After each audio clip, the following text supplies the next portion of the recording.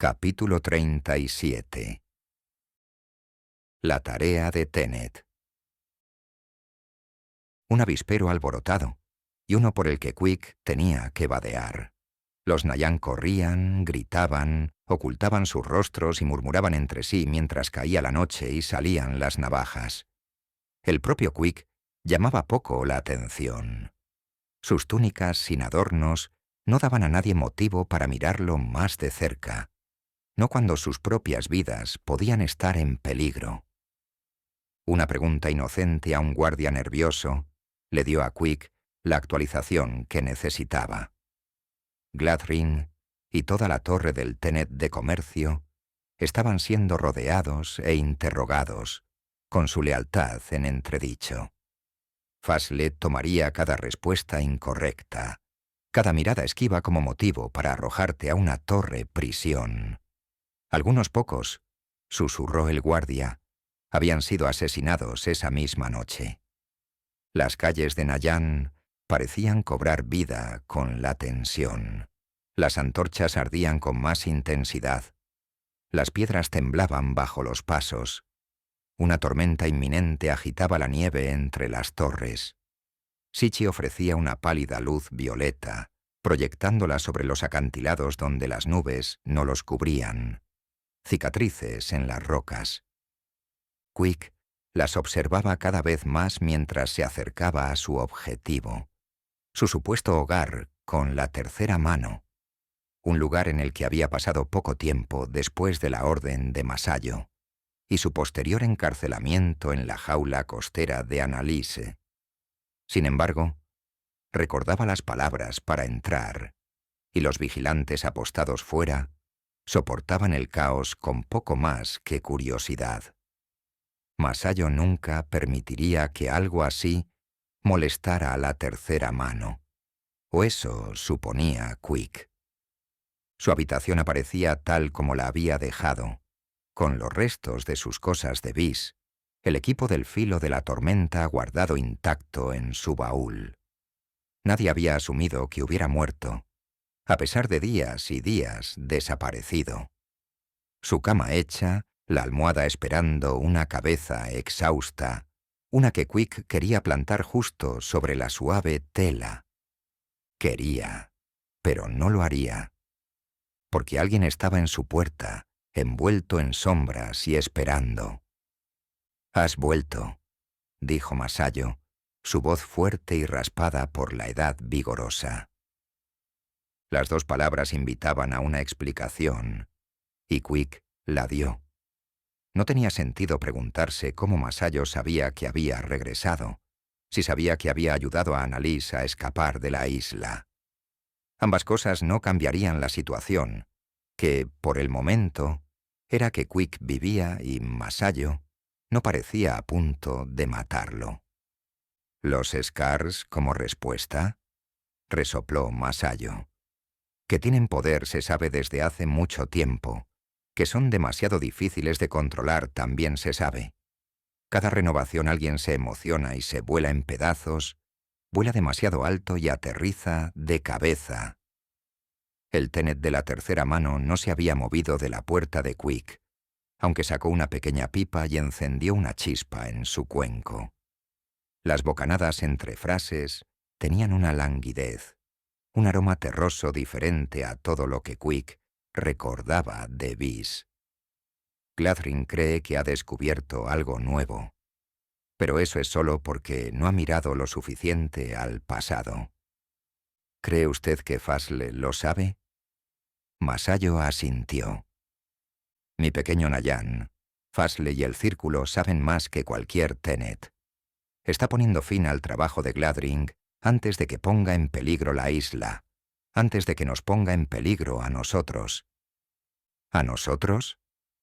Dale a la gente una esperanza irrazonable y se masacrarán tratando de reclamarla.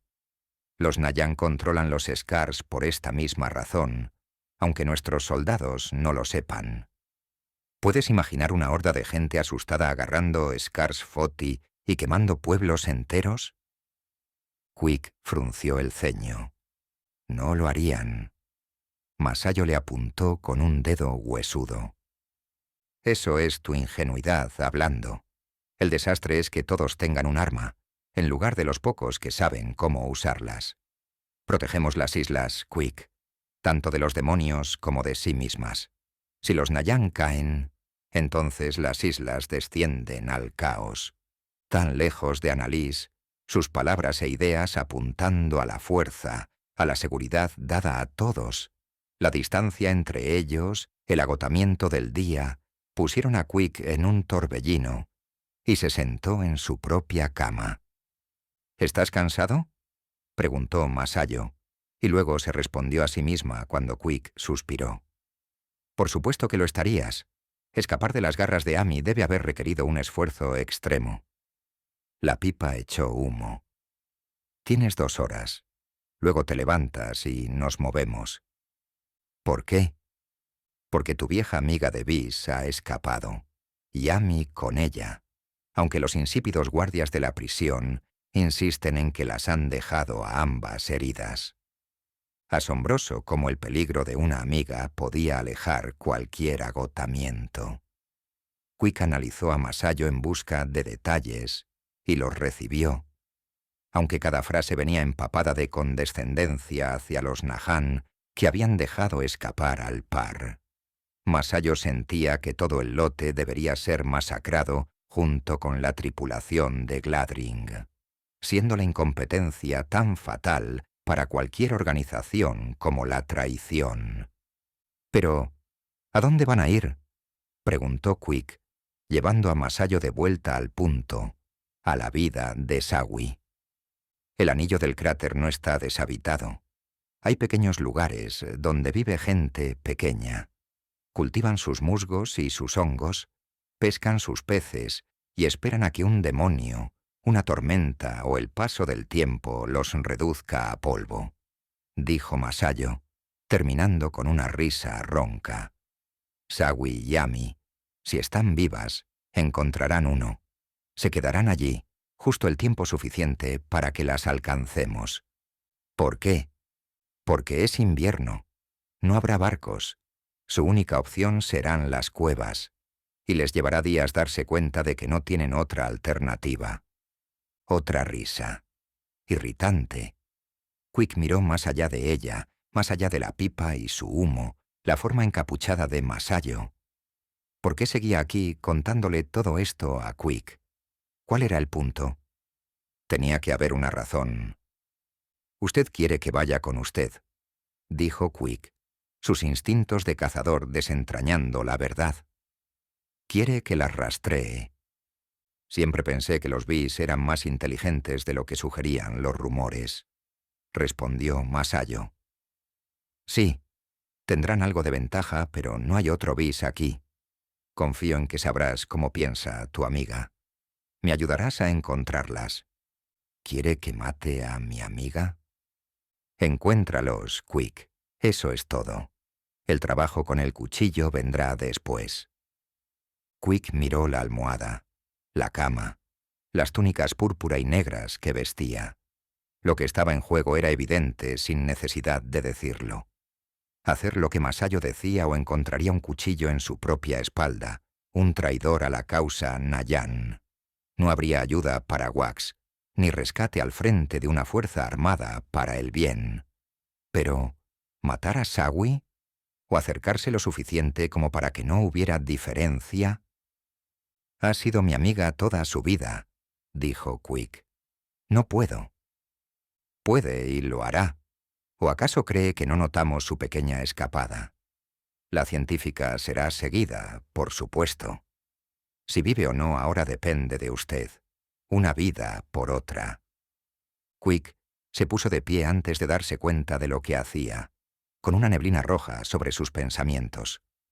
Dio un paso hacia Masayo solo para ver una daga, larga y afilada, fuera y apuntando a su estómago. «Son unos monstruos», gruñó Quick. ¿Acaso escuchó algo de lo que dije? Sus amigos, lo sepan o no, lo destruirán todos si los dejamos solos.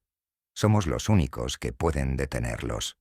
Su hermano está en el mismo camino que usted, enfrentándose a las mismas decisiones, y continúa poniendo las islas por encima de sus propios sentimientos. ¿Puede usted hacer lo mismo? ¿Cómo Masayo sabría lo que Wax pensaba, lo que elegía y por qué? Era una jugada, pero aún así hizo tambalear a Quick. Había visto los Scars, su poder, y podía imaginar un pueblo, una ciudad ardiendo mientras la gente hacía lo que Wax había hecho una y otra vez con ese Scar Foti. Si les dieran espadas, lanzas o los extraños dispositivos de Annalise, ¿cuánto más daño podrían causar? Estoy demasiado cansado para esto, dijo Quick, balanceándose sobre sus pies. No lo sé. No tiene que saberlo, no aún. Encontremos al bis, al guardián. Ya veremos a partir de ahí. Masayo retiró la daga, lista para descartar las amenazas y darle a Quick una salida. Tome su siesta. Tendré las bolsas empacadas y listas. Mientras el tercer mano tenaz se alejaba, Quick encontró su voz, una pregunta que hacer con ella. ¿Por qué? Buscar razones es una tarea de tontos, mi joven amigo, respondió Masayo, continuando su camino. Es mejor hacer como los pájaros y volar según sople el viento. Fuera lo que fuera que eso significara. Quick se sentó de nuevo en el catre. Puso la cabeza en la almohada, seguro de que no dormiría más que un momento. En cambio, los sueños llegaron rápidos y turbados. Para cuando la mano áspera de Masayo lo despertó, no se sentía más descansado que antes, y así lo dijo. No obstante, dijo Masayo, con la pipa nuevamente brillando, mientras colgaba de sus labios resecos. Nos vamos. Vístase, bis. La cacería comienza esta noche. Capítulo 38. Sorbos en el trineo. Acomodada entre alforjas y provisiones saqueadas de los abarrotados almacenes de la posada, Torni adoptó una nueva perspectiva sobre los viajes invernales. En concreto, que cuando no tenías nada que hacer salvo dar sorbos a un aguardiente de patata fuerte y ardiente mientras la tierra congelada pasaba a trompicones, no estaba tan mal. Lo único que cambiaría sería la compañía. Wax y Bliss iban sentados delante, al ser el par con experiencia en fauna salvaje. Lo más cerca que Torni había estado de tratar con una criatura había sido el ocasional ferrite de Foti, y Eujo, acurrucada bajo su abrigo frente a la bandida, no había encontrado tiempo para entrenar bestias en las calles de Cance o mientras paseaba por el Palacio de los Vientos. ¿Ese es realmente el nombre, entonces?, preguntó Torni, pasando la botella, una de las muchas que había metido en el trineo ante las cejas cada vez más arqueadas de Wax. ¿Palacio de los Vientos? Un poco pretencioso, ¿no? La pretensión y la realeza van bien juntas. Eujo bebió un trago, sin toser ni una vez ante lo que debió ser un sabroso y áspero recorrido por su garganta. La reina se ganó una pizca de respeto de Torni. Pero eso no va contigo realmente, ¿verdad? ¿Lo de la realeza? Torni extendió la mano para que le devolviera la botella y se estremeció cuando el trineo cogió aire y su estómago flotó por un momento. El buey, con su resistencia aumentada por las 2 cicatrices de bis y sus pezuñas aligeradas por la gema de cance de Eujo, se dirigía hacia el norte con un frenesí frenético y encantado que, junto con el aburrimiento, estaba haciendo que Torni, y sospechaba que Eujo también, echaran mano de la botella a pesar de que el día apenas había pasado de la tarde. Desde atrás, las dos no podían ver hacia dónde se dirigía el trineo, y era mejor amortiguar el impacto de lo desconocido con un sólido colchón de alcohol. Depende del día. La charla de Eujo, como un nudo que se deshace, Había empezado tan rígida como siempre, pero el licor estaba haciendo su trabajo. A veces me despertaba bajo sábanas más valiosas que toda la calle en la que me buscaba la vida, y quería correr por el pasillo, saltar por las ventanas y ver si podía robar una galleta para desayunar. Otras, tenía alguna ceremonia, alguna razón para estar frente a gente que tenía que depositar su esperanza en mí simplemente por accidente. Entonces intento ser lo que ellos necesitan. Muy amable de tu parte. Eujo tenía una mirada perdida, de esas que Torni sospechaba que tenían a la reina, perdida en un lugar mucho más cálido y amigable que este. La gente depende de mí, dijo Eujo.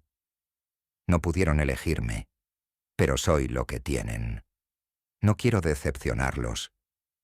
Pero ¿cómo es eso culpa tuya? No es tu culpa estar en esta situación. Podría haberme negado, Torni, o dejar que uno de los otros asesinos de la reina me eliminara, me exiliara de la isla. Torni resopló, bebió un poco más. A este ritmo, tanto la bandida como la reina estarían bien achispadas para cuando llegaran a la grieta dorada. Una buena primera impresión para los tontos que se encontraran atrapados allí también. Torni, después de devolverle la botella a Eujo, se palmeó el bolsillo bajo las pieles. Sintió que el diario seguía allí. Mientras lo tuviera, ¿a quién le importaba lo que pensaran unos idiotas en un puesto avanzado?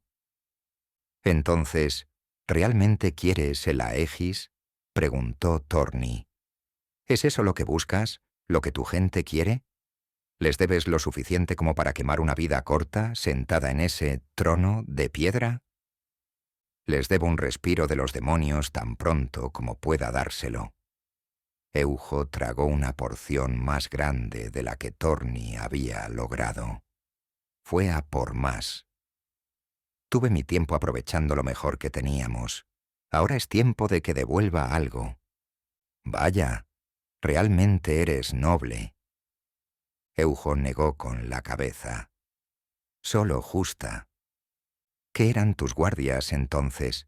Los que querían verte muerta. No parecían apreciarte mucho.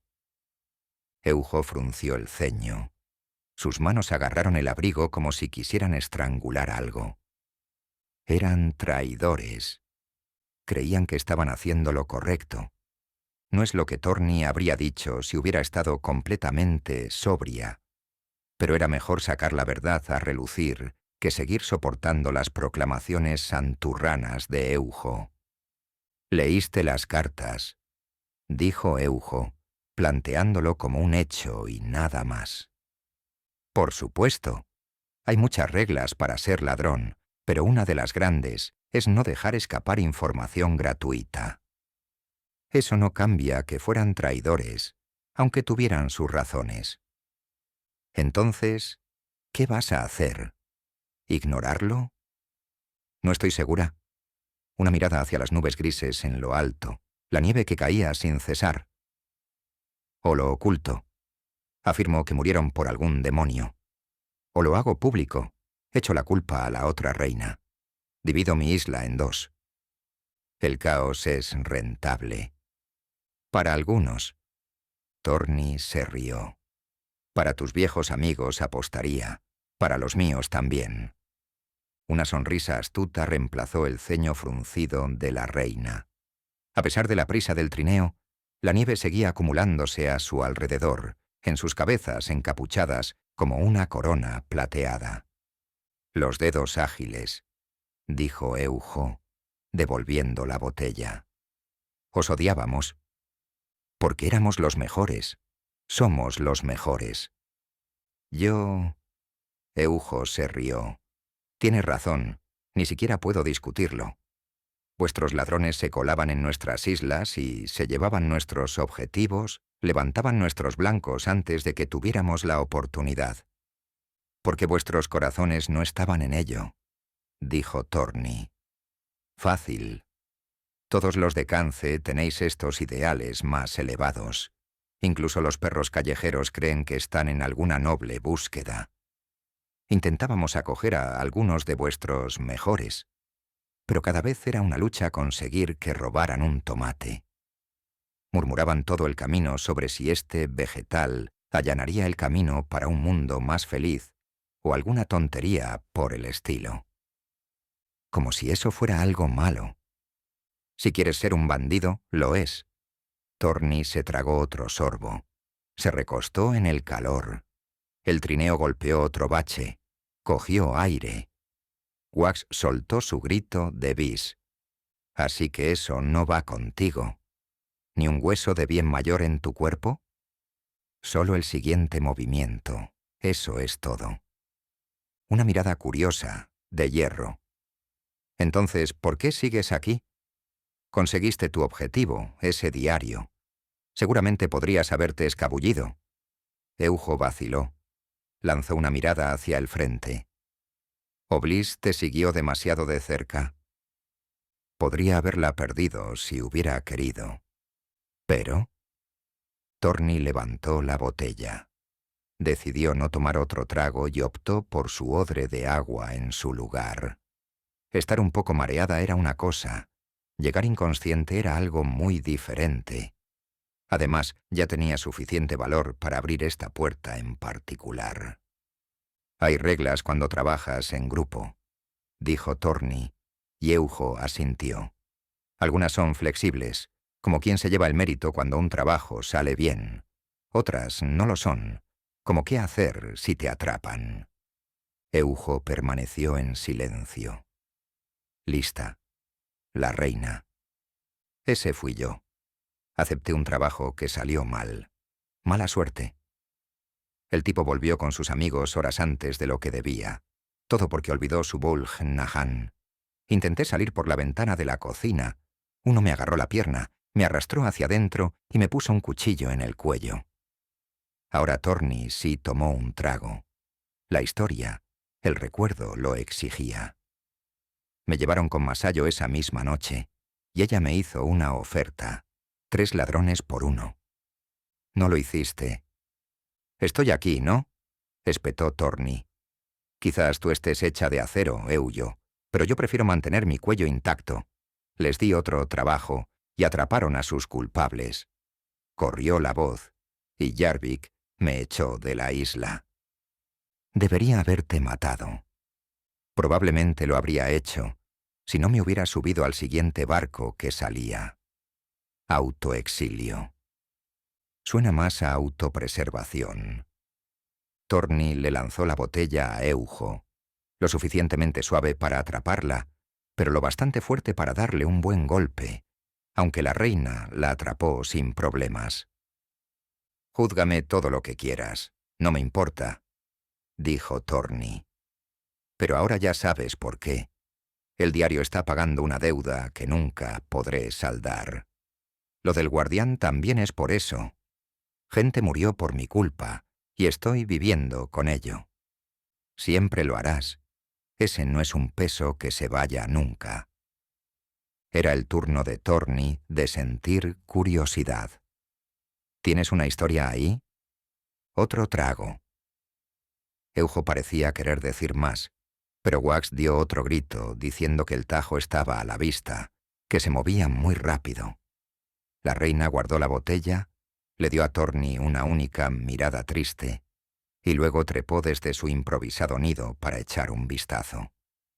Thorny la siguió, asomándose por encima de las alforjas apiladas. El tajo dorado no se extendía como las escarpadas montañas Foti, sino que se elevaba en una suave ondulación desde la tierra, ascendiendo suavemente sobre el horizonte antes de descender en la distancia. A pesar del día gris, el tajo hacía honor a su nombre con una vasta franja que corría a lo largo de su borde superior, como si alguien hubiera pintado chispas a lo largo de la curva. Captaban la luz como 1.000.000 de estrellas, casi cegadoras en sus destellos dorados. A sus pies, visible como una mancha con humo tenue, se encontraba su objetivo, Otro puesto avanzado, Nayan. Con él vendrían instrucciones, una prueba y otra Scar. Otra línea en una deuda que Torni nunca podría pagar.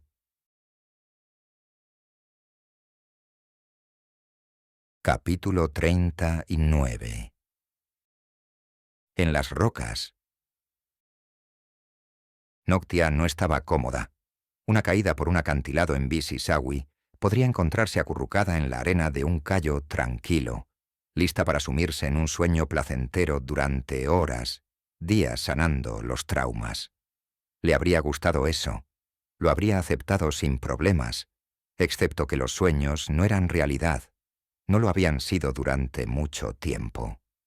Sus ojos se abrieron de golpe, la roca áspera presionando contra su costado y su mejilla. Había aterrizado en una estrecha repisa, con una pendiente que descendía hasta que una playa cubierta de guijarros se fundía con las gélidas olas rompientes. A lo lejos, contra el horizonte, mirando hacia el norte, Sawi podía distinguir unas manchas nacaradas, témpanos de hielo en movimiento, haciendo juego, aunque solo en color, con los copos que caían del cielo. Atardecía tarde. Pronto llegarían el frío y la oscuridad, y Sawi apenas llevaba puestos unos harapos de prisionera. Nadie moría nunca congelado en Vis, pero eso no significaba que Sawi no hubiera oído historias de situaciones límite en las montañas. Cazadores que se alejaban demasiado, se rompían un tobillo y tenían que arrastrarse de vuelta. Aquí no tenía a dónde ir. En todas partes sería el mismo frío, la misma muerte mordiente. Ami, sin embargo, podría tener una solución. Podría saber a dónde podrían ir las dos fugitivas. La idea hizo que Sawi se incorporara de su caída improvisada, un esquive desesperado de los virotes de ballesta mientras se aferraba a la pierna de Ami.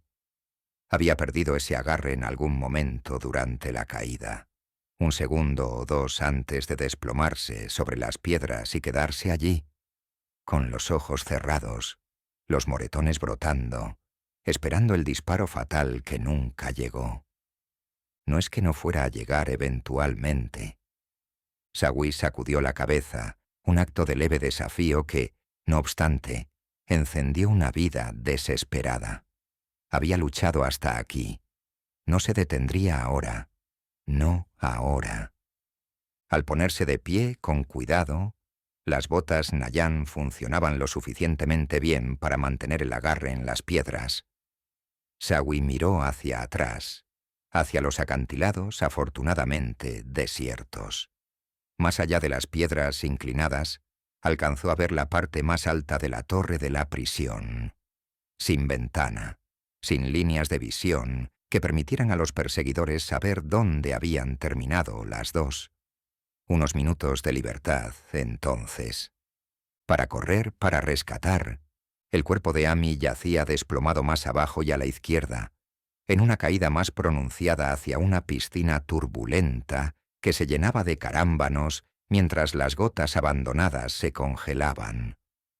La figura de Ami salpicaba la roca negra y gris, con corales verde fangoso agrupados en las grietas.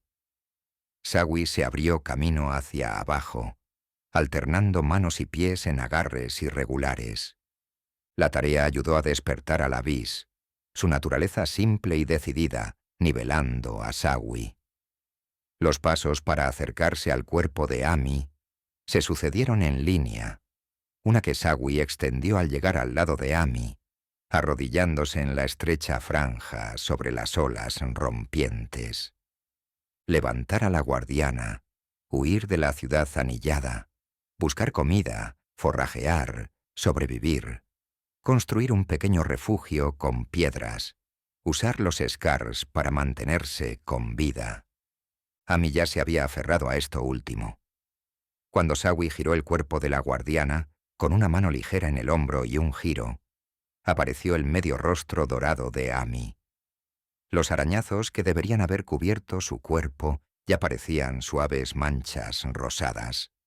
Retrocediendo mientras los dos Scars verdes anidados en su careta hacían su trabajo.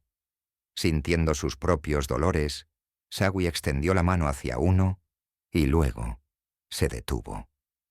Lo que no se podía ver de una caída como esta podía ser mucho peor que lo que se veía. «Gladryn te dejaría», murmuró Sawi, trazando una ruta a lo largo de las rocas. Haría algún comentario amargo sobre que es una lástima y no movería un dedo. Aunque, probablemente, Gladryn ya estaba muerto. Eso, o vistiéndose para una ejecución pública. Para su propia sorpresa, Sawi se encontró murmurando una oración a Vis por el alma del hombre. Había sido terrible, sí, pero también le había salvado la vida. Le había dado a Sawi algo más que recolectar fruta para llenar sus días. Ampliado, si podía llamarlo así, sus horizontes.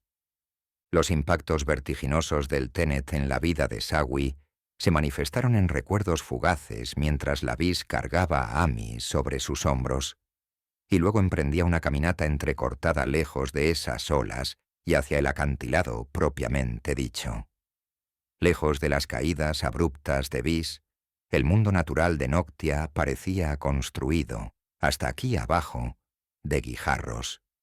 Como si algún bromista juguetón hubiera apilado tantas piedras una encima de otra que formaron la isla. La verdad, tal como la conocía Sawi, era algo más sombrío. Esas piedras eran todas parte de la propia Noctia, la diosa, separadas de ella en el mismo golpe que formó la herida, el cráter. Una guerra entre dioses por razones desconocidas. Personas y criaturas. Sawi no estaba segura de cómo llamarlas, pero a pesar de todo su poder, tenían suficientes defectos para que todos murieran. Humanos, demonios, animales, todos los que quedaron después de la reyerta divina para poblar un mundo destrozado. Grandes pensamientos para una recolectora. Sawi sonrió para sí misma. Hizo una mueca cuando el frío le tiró de los labios. Los ancianos de Kitaye la mirarían de reojo si supieran lo que estaba pensando, lo que se preguntaba. ¿Qué utilidad, dirían, tiene tratar de entender a los dioses? Mejor murmurar una oración y seguir adelante. Entonces, ¿por qué rezar a dioses muertos? Podría preguntar Sawi. Porque nunca se sabe. La voz de Ami llegó como un susurro, pero uno con fuerza. Sawi no la habría oído de no ser porque la cabeza de Ami descansaba cerca de la suya mientras avanzaban penosamente, cada paso un tambaleo pesado, sobre las piedras. El terreno irregular las hacía rebotar con cada movimiento. Un progreso lento, forzado por la espuma del oleaje. Las superficies resbaladizas y redondeadas. Sawi debía haber estado tan concentrada que había estado hablando en voz alta. «Estás viva», dijo Sawi. «Pensé que...». «Ningún maldito Nayan va a matarme». «¿Cuánto hemos avanzado?» «Unos pocos pasos». «Demasiado lento». Sawi se encogió de hombros, dejando caer a Ami contra las rocas. La guardiana se desplomó con un gruñido, pero le dirigió a Sawi una sonrisa cargada de amenaza. Sus ojos se enfocaron. Su cabello, al igual que el de Sawi, seguía siendo un desastre enmarañado y ambas vestían ropas más aptas ahora para el fuego que para su piel. Pero estaban vivas, y el momento empujó a Sawi a soltar una risita medio enloquecida.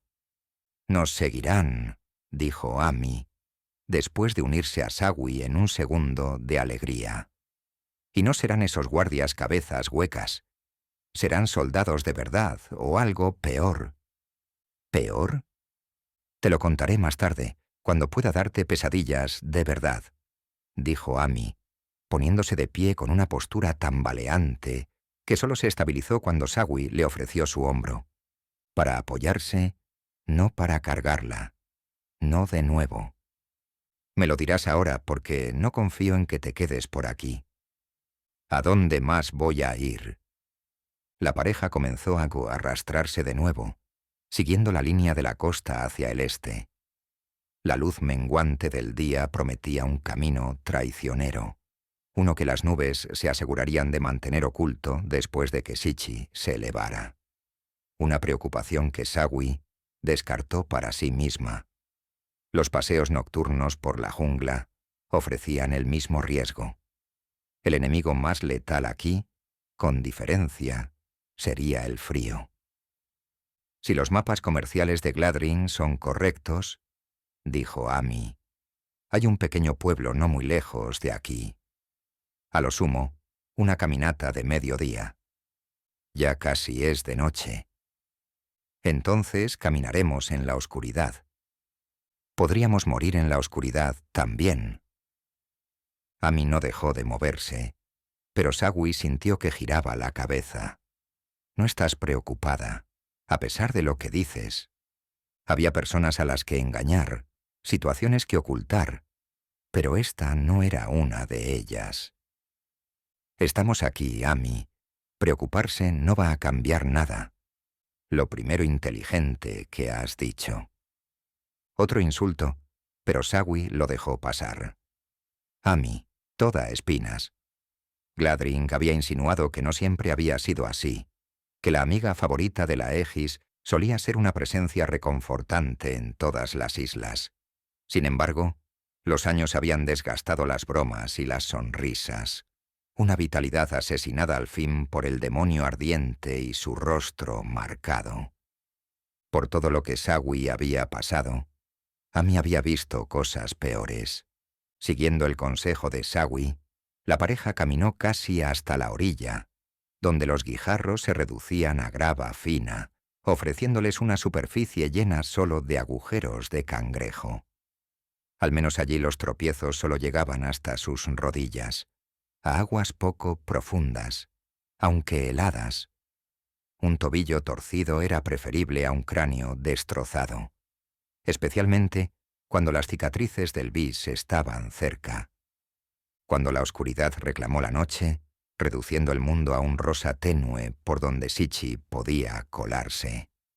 Amy le pasó una cicatriz a Sawi. El calor de la piedra, sus susurros tejiendo sus músculos doloridos, masajeó sus moretones de vuelta a la salud. Aunque el estómago de Sawi aún gruñía y su garganta raspaba, el recolector mantenía a raya el frío abrazo de Noctia.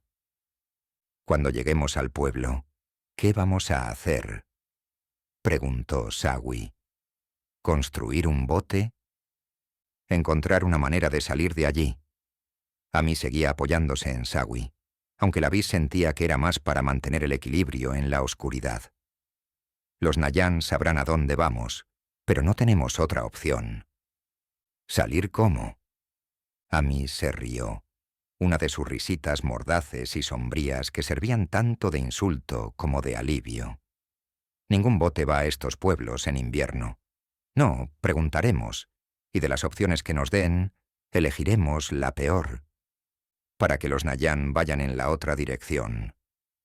Sawi, ahora nos están cazando. Cada segundo, cada minuto, cada hora que le ganamos a los Nayan, es una que vivimos.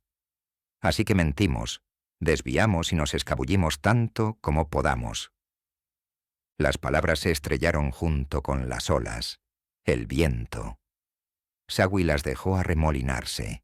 Se preguntó por la fuerza detrás de ellas, de dónde sacaba Amy su fortaleza. ¿Hasta cuándo, Amy? ¿Cuál es el final? La guardiana se tomó su tiempo para responder, las suaves piedras crujiendo bajo sus botas. Pensé que tenía uno una vez. Tenía una amiga que también tenía uno. Un final, una meta, un sueño. La voz de Amy, como la de Sawi, se había vuelto áspera por la falta de agua. En la fría penumbra, la guardiana parecía menos una persona y más un espíritu, una bestia etérea. Como diría Wax, Sawi estaba dejando que su imaginación se apoderara de ella. Pero aquí afuera, ¿qué importaba? ¿Y ahora? Estoy eligiendo uno nuevo, respondió Amy, cambiando la aspereza, adquiriendo un filo familiar. Vamos a encontrar una manera de vengarnos de Fasil, de esos monstruos Nayan, y de paso salvar a mi amiga. ¿Y cómo vamos a hacer eso? Amy apretó su agarre en el hombro derecho de Sawi, haciéndola girar hacia ella. La placa dorada de la mujer tomó la poca luz que pudo, brillando casi como vidrio ensangrentado, mientras el resto desaparecía en las sombras. Pero Sawi pudo ver con suficiente claridad cuando Amy tocó la piedra cerca de su ojo izquierdo, la cicatriz del bis. Con estos, Sawi, con estos destruiremos su mundo. Capítulo 40. Llama inicial. Contra los demonios ardientes, los soldados del Rey Muerto tenían pocas posibilidades. La barricada se desmoronó y con ella llegó una ola de calor abrasador, el resplandor naranja-amarillo inundando las filas putrefactas reunidas. El sudor cubrió la piel de Esbarde en un segundo. El frío habitual de la caverna desapareció mientras su visión se nublaba. Su aliento se secaba y sus ojos le picaban.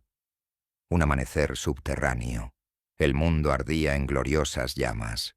El ejército destartalado del Rey Muerto, apenas sombras contra el aura, cargó y murió de nuevo por ello.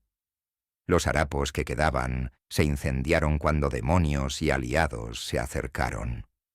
Los afortunados guerreros con lanzas y hondas golpearon al enemigo desde cierta distancia, marcando a esos ídolos ardientes con manchas blancas y negras. El resto desapareció. Sus restos cenicientos soplando de vuelta hacia Esbarde, Maena y el Rey Muerto, como la propia ventisca de Foti. Detrás y al lado de los propios demonios, esos monstruos coronados de obsidiana que blandían látigos, llegaron sus maquinaciones. Eructando ruido y fuego en igual medida, las construcciones retumbaron sobre los restos de la barricada y aplastaron los despojos del Rey Muerto, convirtiendo los números en forraje para sus ruedas con orugas. «Esto ni siquiera es una batalla», gritó Maena mientras el Rey Muerto levantaba su pesada espada, apuntándola hacia los demonios. «Tenemos que huir y esperar a Yoshi mientras aún podamos». Esbarde tuvo que estar de acuerdo, y así lo dijo.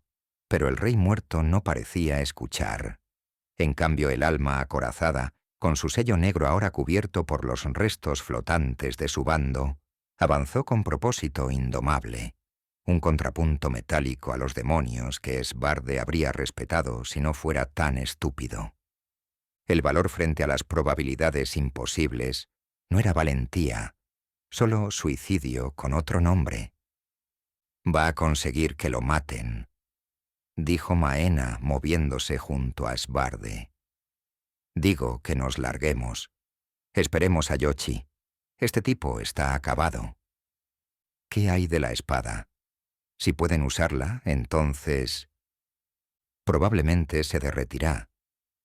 Esbarde estaba a punto de argumentar, en medio del creciente calor de la caverna, que estos demonios probablemente no podían igualar el fuego de una forja, pero sus palabras flaquearon cuando el Rey Muerto se fusionó con sus soldados y entró en la confusión.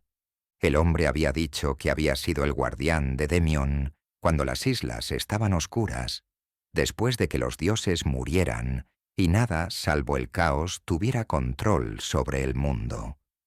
Esbarde no lo había considerado hasta este momento. Pero el viaje a través de las islas entonces debió haber sido peligroso, lleno de almas desesperadas y criaturas liberadas por la herida. Sobrevivir a todo eso, sobrevivir tantos años aquí abajo sin nada más que la muerte como compañía. El Rey Muerto esquivó el primer látigo que se dirigió hacia él, inclinando su paso hacia un lado para que la cabeza con garras del arma pasara de largo. Dejando que su mano izquierda tomara la pesada espada, el Rey Muerto se lanzó con su mano derecha enguantada y agarró la pesada cadena del látigo.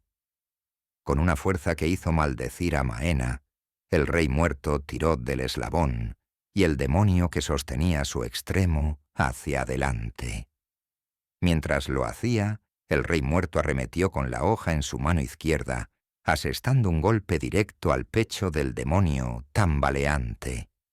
Las brasas volaron en todas direcciones cuando la espada se hundió, el negro y el blanco extendiéndose sobre el demonio mientras su triángulo de obsidiana destellaba diseños salvajes. El mango del látigo golpeó el suelo de piedra, seguido por el cuerpo oscurecido del demonio.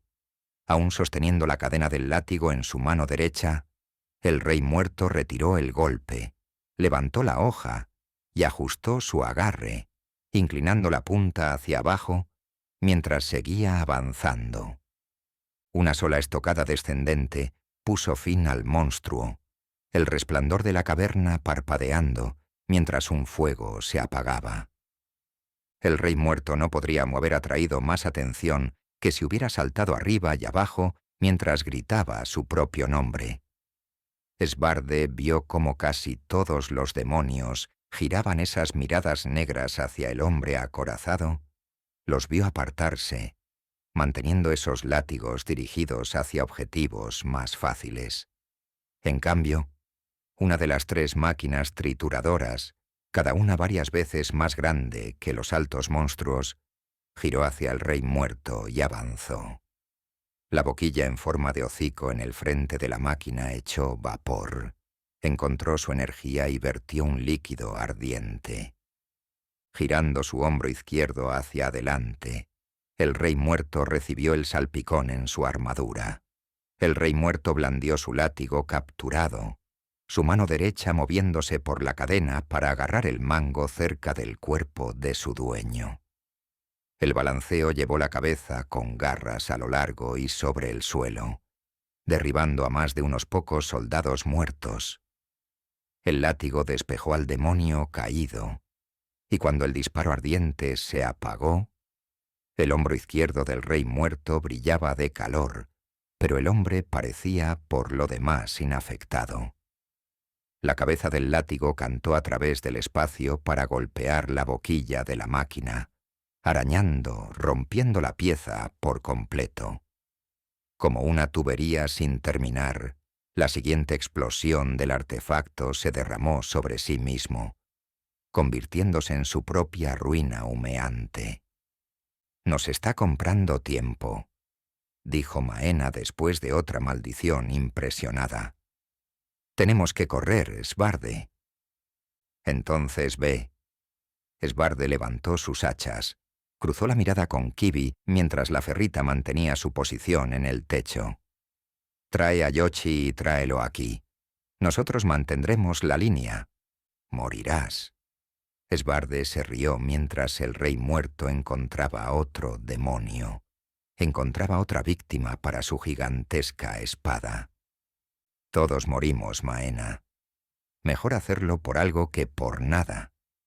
Tan bien como se sintió decir las palabras, la familiar prisa de Foti que Svarde esperaba mientras daba sus primeros pasos, hachas en alto, murió tan rápido como su grito de batalla en el bochorno de la caverna. El calor agotó su impulso, pero restauró sus sentidos, llevando a Svarde a dirigirse hacia la izquierda, alrededor del batallón de cadáveres del rey muerto, hacia el borde de la caverna. Arriba, Kibi siguió al bárbaro. Detrás, Maena se escabulló. Los demonios ardientes parecían haberse dado cuenta de que la verdadera amenaza yacía en el rey muerto y no en su menguante horda de muertos. Svarde no necesitaba ver a los demonios para notar el cambio de táctica, pues la luz anaranjada dorada se desplazaba para seguir sus movimientos, con las auras enfocándose en el rey muerto. El viejo guardián recibía golpes desde todos los ángulos ahora, esquivando algunos con su armadura, desviando y bloqueando otros con sus manos y esa espada. La defensa, para un hombre tan corpulento, con golpes llegando a distancia de mayal, no daba lugar al ataque, solo a la oportunidad, al menos para Svarde. 2 demonios ocupaban el flanco izquierdo, reinando sobre un mar de cadáveres humeantes. Uno se encendió hacia Esbarde, mientras el otro gastaba su energía arremetiendo contra el rey muerto. Una docena de cuerpos empuñando lanzas permanecían en pie, su número disminuyendo rápidamente mientras los barridos del mayal arrancaban piernas y destrozaban torsos marchitos. Acercándose, con los ojos casi cerrados por el calor, Esbarde lanzó sus hachas. Las armas lo necesitaban demasiado cerca para sobrevivir, y sus bordes maltrechos hacían mejor trabajo a distancia. Ambas armas giratorias con contrapeso dieron en el blanco, incrustándose en el cuerpo azul-naranja del demonio y lanzando chispas. Manchas negras y blancas crecieron donde golpearon. La obsidiana del demonio relució con su mayal levantado. Un golpe destinado a Esbarde y uno que planeaba contrarrestar con una lanza recogida. El enorme brazo medio del demonio, uno de 4, se echó hacia atrás, el mayal resonando tras él. Sus otros miembros barrieron las molestas lanzas y espadas de los cuerpos menores como si fueran meros insectos. Esbarde dobló las rodillas, listo para esquivar, evadir y golpear entonces. Kibi cayó, la ferrita aterrizando su cuerpo de piedra sobre el brazo del mayal del demonio, doblándolo hacia el suelo. Las garras de la ferrita se clavaron, sus mandíbulas se cerraron, y el cráneo de obsidiana brilló más que antes, un deslumbrante destello azul y dorado, y dando a Esbarde su señal. El Foti cargó 2 largas zancadas, alzando su lanza y lanzándola cuando su pie izquierdo tocó el suelo. El proyectil voló, invisible y sin bloquear, hacia un golpe directo al pecho del demonio, enterrándose por encima de las hachas fundidas de Esbarde. Un tiro certero, un tiro devastador, y uno cuyo éxito Esbarde no pudo celebrar, pues los amigos del demonio lo habían notado. El aliado del lado izquierdo del demonio se retorció, atraído por alguna comunicación que Esbarde no podía entender. ¿Acaso cambiaba el calor que emitían los demonios? ¿Podían los otros ver las chispas parpadeantes de obsidiana de su amigo? Y agarró a Kibi del brazo de su compañero. El demonio que la atrapó lanzó a la ferrita, enviando a Kibi a estrellarse contra la pared de la caverna, muy detrás de las líneas de los demonios, donde el resplandor solo brillaba con más intensidad. «Pagarás por eso», murmuró Esbarde, recogiendo una segunda lanza de un dueño que ya no la necesitaría, ni nada, nunca más. El demonio que Esbarde había golpeado se derrumbó, su cuerpo ardiente enfriándose hasta convertirse en dura roca negra. Las hachas y el asta de la lanza se soltaron mientras Esbarde, junto con un trío de cadáveres, se enfrentaba al segundo demonio. Detrás del monstruo, el rey muerto continuaba su esfuerzo condenado, aunque liberar un lado parecía darle algo de vida al guardián. Si bien su armadura mostraba abolladuras, mientras brillaba con golpes calientes, el rey muerto avanzaba ahora contra otra de las construcciones, con la espada al frente en un cruzado cortante para astillar el blindaje frontal de la máquina. Vivir, Esbarde entendió, dependía de mantener al rey muerto en pie. Morir sería demasiado fácil. Su propio demonio balanceó su mayal bajo, un golpe barredor a las piernas que Esbarde evitó trepando por el cadáver a su lado.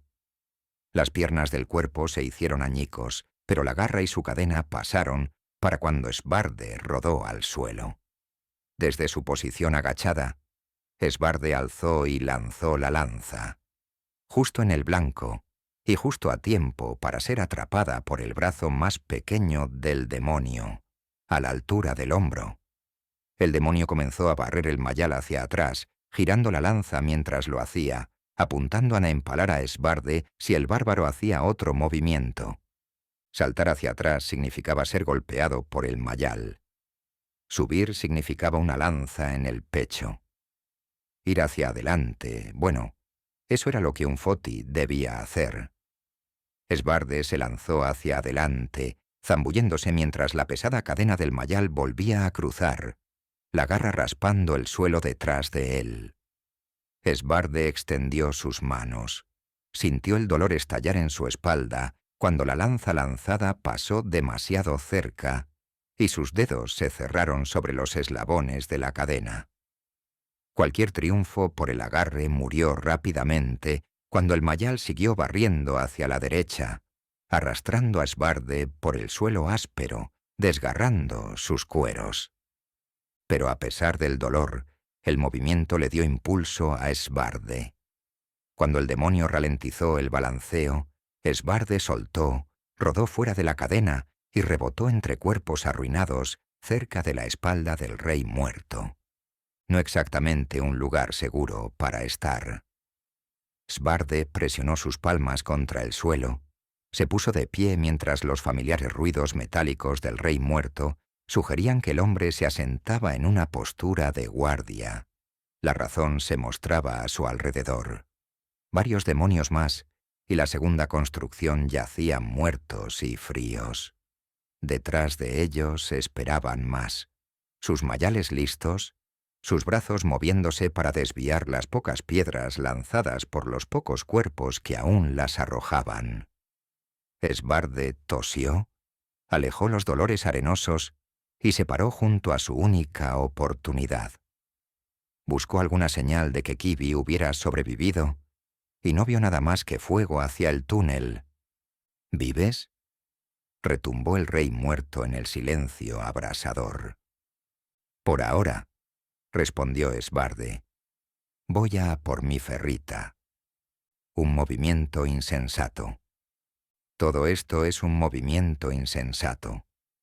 Esbarde se agachó. Recogió algún fragmento de metal de algún tipo.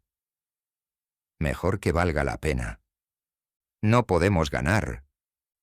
Pero podemos hacer sangrar a los bastardos. Eso es suficiente para mí. El rey muerto, en la caverna ardiente, asintió lentamente. Como en respuesta, en lo profundo del túnel donde esperaban los portales, llegó un crepitar ondulante, un infierno encontrando su trueno, dirigiéndose hacia ellos.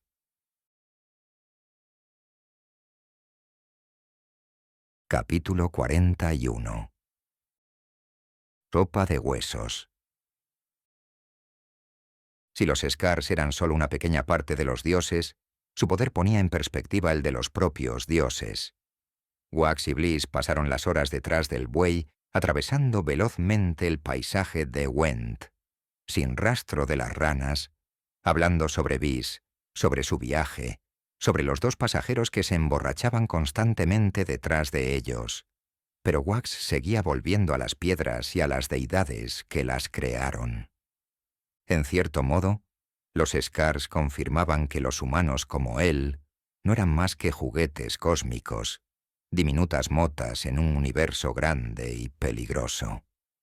Las propias heridas de Wax, las pesadillas persistentes que visitaban su sueño, los frecuentes desvaríos y miradas perdidas en la nada, encontraban su lugar en esta relación. Wax no era nada, sus traumas no eran nada. Era solo una mota aleatoria en un remolino aleatorio.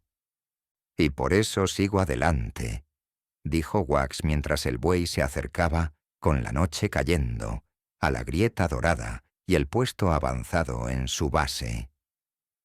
¿Qué?, gesticuló Bliss con una mano, mientras la otra sujetaba las riendas mientras el trineo atravesaba una ventisca tras otra. Digo que no somos nada, Bliss.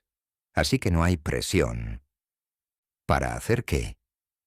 Para conseguir estos Scars, convertirnos en el Aegis, salvar las islas. Los dioses obviamente no se preocuparon, o habrían detenido todo esto. Wax levantó el collar, frotando con el pulgar el Scar rubí de Foti, sus murmullos una compañía siempre presente en su mente. Nos esforzamos tanto solo porque las personas que hicieron esto no pudieron mantener la cabeza. Cometieron un error, y ellos tenían toda la responsabilidad. No he bebido suficiente cerveza para seguirte. Lo que digo, Bliss, es que si lo logramos, genial. Si no, no es nuestra culpa. Wax se recostó contra el respaldo del asiento del trineo, una superficie áspera y congelada cuyo frío no penetraba el grueso abrigo de bis. Pase lo que pase, simplemente divirtámonos. Bliss no respondió más que con una mirada de reojo y el ceño fruncido a su hermano. Lo cual, bien, ella podía tener sus opiniones. Bliss y Quick siempre tendían hacia el enfoque más serio, tratando de convertir esto o aquello en un significado más amplio, alguna lección más general. Bueno, Wax estaba haciendo eso ahora, y si a ella no le gustaban sus conclusiones, ese era su problema.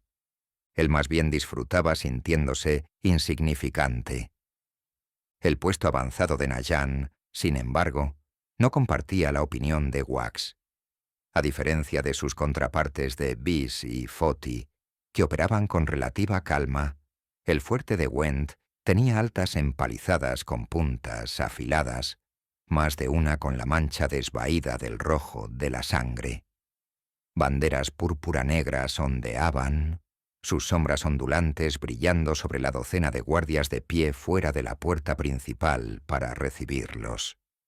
Bulges y chakrams estaban listos, y una torre de vigilancia que supervisaba el asunto albergaba a 2 ballesteros más con virotes preparados y apuntados.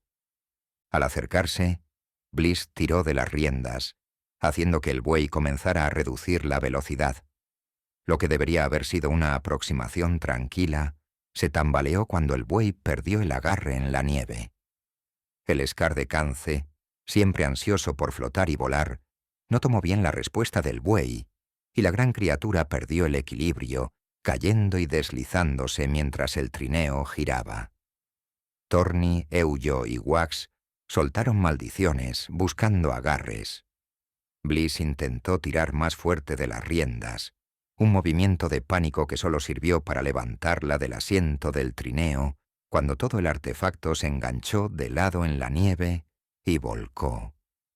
Qué rápido podían cambiar los destinos. Wax se elevó por los aires, lanzándose libre del trineo y golpeando la nieve a gran velocidad, levantando una fría nube mientras rodaba por los montículos. Alforjas y suministros llovían por todas partes, acompañados por el crujir y el chasquido de la madera al romperse el trineo. En algún lugar entre todo eso, el buey resopló, gimió su propia confusión, rodando sobre sí mismo hasta detenerse contra la empalizada con un fuerte golpe. El propio Wax terminó sentado, sacudiéndose la nieve de la cara, solo para encontrarse con la punta de una bulge apuntándole. «Hola», ofreció Wax a la mirada severa del casco que lo observaba contra el sol poniente. «Somos 2 renovaciones, y nos encantaría una cena caliente». La sopa de harina de hueso, en efecto, llegó caliente una vez que el cuarteto había recogido sus suministros.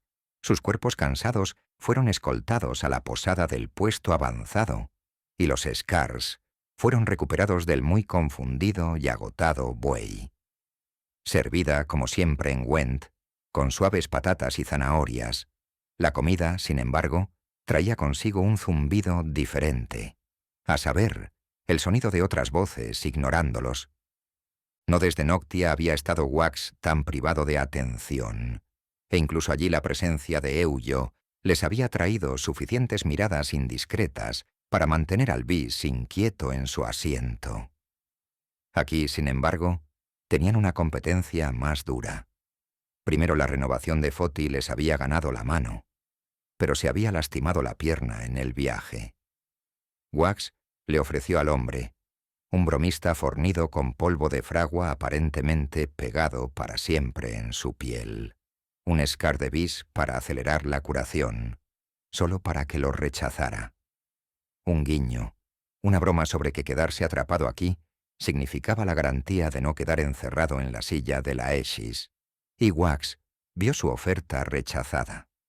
El séquito del hombre mostraba más entusiasmo por la cerveza del norte que por cualquier cosa relacionada con la renovación de todos modos, y sus risas resonaban entre las inmensas vigas de madera. En segundo lugar, y más grave, se manifestaba a través del armamento exhibido. Las ruidosas discusiones estratégicas, los anuncios que detallaban turnos e informes de exploración. Wend, en el extremo norte, era aparentemente una isla peligrosa. Las incursiones de los demonios iban en aumento, lo que explicaba las empalizadas ensangrentadas, y los enfrentamientos ocurrían cada pocos días. Los Nayan respondieron en consecuencia, reforzando la fuerza aquí a varios cientos, muchos más de los que Wax había visto o escuchado jamás en el puesto avanzado de Vis. El efecto militar creaba un ambiente diferente, con aquellos que se unían a la tripulación Foti para celebrar, haciéndolo menos por aburrimiento o diversión, y más por su propia supervivencia, su esperanza de un mañana tranquilo. La sopa de harina de hueso reflejaba las escasas raciones, ahora menos reforzadas con el señor de la guerra de Wend, arrastrando a tantos comerciantes de la isla a su campaña suicida bajo tierra. La líder del puesto avanzado, una mujer robusta ataviada con cueros negro-púrpura, se unió a ellos en su larga mesa. Utna soportaba su deber con fortaleza, como si las cargas del mando flotaran sobre sus hombros. Al menos Yoshi se está llevando a los demonios con él. Hemos podido ampliar nuestro alcance, barrer algunos de los malditos monstruos del Tajo. Torni y Euyo se habían retirado rápidamente después de terminar su sopa, el accidente y el alcohol antes de ello, agotando su ya corto sueño. Bliss parecía lista para unírseles, con los ojos entrecerrados. Wax, sin embargo, abrazó la calidez comunitaria a su alrededor, los fuegos rugientes, las risas y los olores de la civilización. Al igual que el casino Fotin de Cassignol, la casa de huéspedes Nayan vibraba en la frecuencia de Wax. ¿Estás diciendo que hay demonios en el Tajo?, preguntó Wax, y Utna asintió como si esperara la pregunta. Es un corte directo en el suelo, dijo Utna. Se hizo cuando Wend intentó evitar que Vis matara a Noctia. Podría haber sido otra herida, pero en su lugar obtenemos oro. ¿Por qué? Utna negó con la cabeza, bebió el té caliente que le daban a alguien con demasiada responsabilidad para algo más fuerte. Esa es una pregunta para los eruditos. Todo lo que sé es que hay cuevas allí por las que los demonios pueden trepar.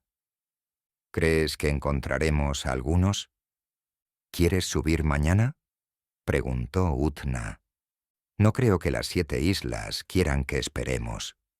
Wax dirigió su mirada hacia la tripulación Foti, y Utna suspiró. Una mancha en las renovaciones. Ese, murmuró la comandante Nayan.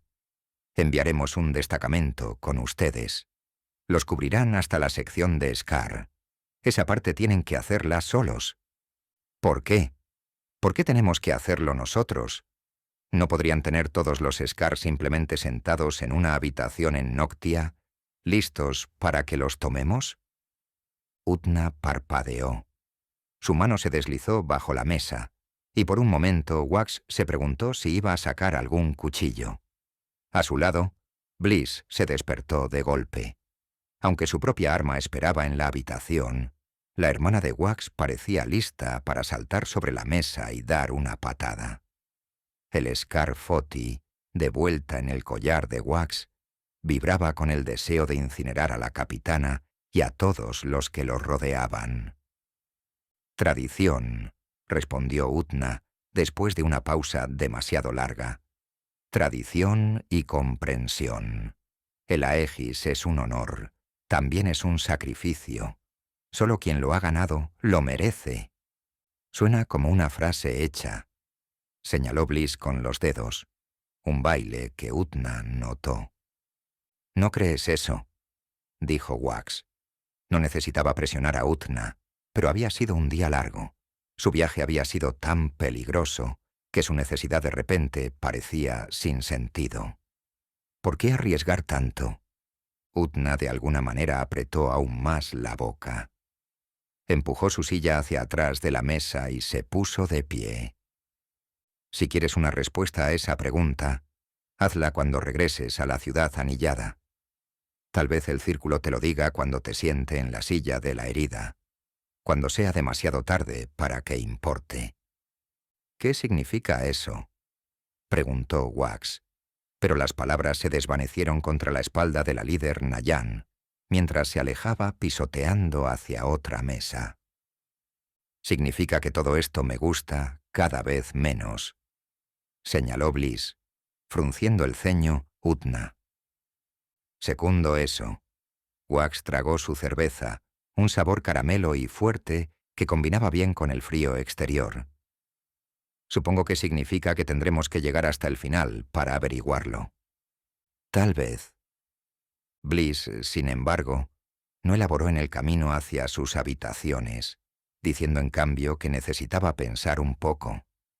Siempre era peligroso cuando su hermana se quedaba atascada en algo. Utna, al menos, cumplió su palabra. 20 Nayan completos esperaban a Wax, Torni, Euyo y Bliss a la mañana siguiente. Sus alforjas habían sido llenadas, sus estómagos saciados con un desayuno de torta de patata, y sus botas reemplazadas por versiones con púas más capaces de agarrarse al terreno helado de la ladera de la Gran Vena. La mañana los recibió con una luz solar nítida, sin nubes que ensuciaran el cielo azul. La puerta trasera del puesto avanzado se abrió.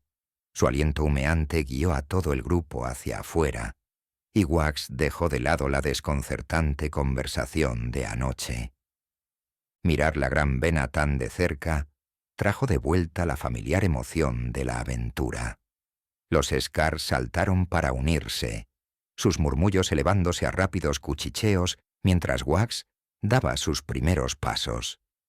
Los Nayan comenzaron una canción de marcha, una que Wax no reconocía, pero que captó lo suficientemente rápido. Los pies golpeaban, la nieve se apartaba y su fuerza ascendía. A su derecha, mientras caminaban, Eujo miraba una herramienta que Utna misma les había dado esa mañana a cada uno. Un cincel de diamante, sus bordes brillando más que la nieve. Necesario, según dijo la capitana Nayan, para llegar lo suficientemente profundo para encontrar los Scars. Necesario también, añadió, para salir. El tajo dorado contiene el poder de Wend y su venganza, declaró Utna mientras las puertas se abrían. Esta vez, cuando Eujo pidió más información a la comandante, Utna esbozó una sonrisa. No miró a la reina, sino a los ojos de Wax. Eso es algo que ustedes, las renovaciones, deben descubrir, no algo que yo deba decir. Buena suerte, y no le den a este maldito dios otra alma que guardar.